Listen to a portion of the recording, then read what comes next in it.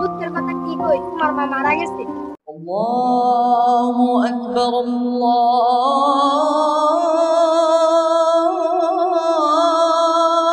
আকবার।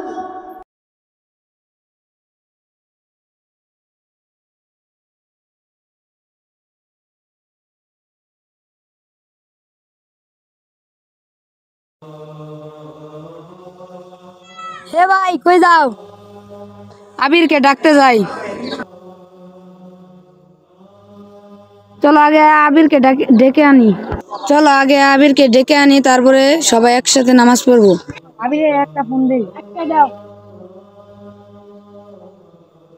Hello আবির, তাড়াতাড়ি আয়, তোদের বাইরের পিছনে আছি, নামাজ পড়তে যাবো।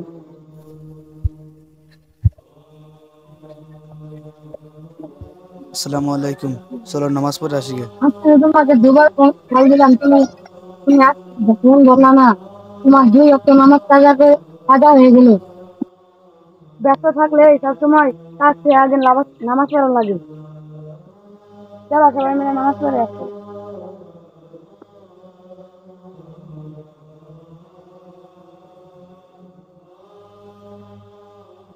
কিরে দোস্ত, তুমি এখানে? এখন দেখার বসে আছি। কিরে দোস্ত, তুই এক দুইবার নামাজ পড়স, আবার পড়স না।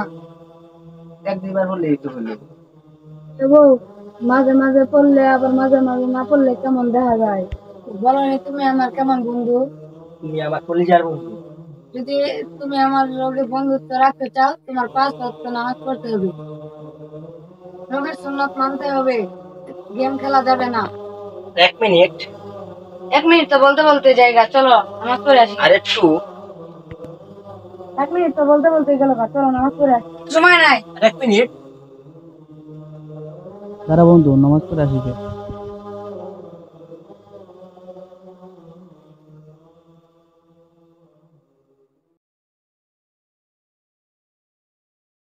তোমার দুঃখের কথা কি কই, তোমার মা মারা গেছে।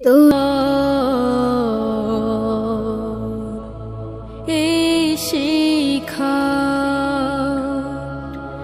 বিছানার পাশে আছে পানির বাটা, চশমাটা পড়ে আছে পাশে, শুধু মা।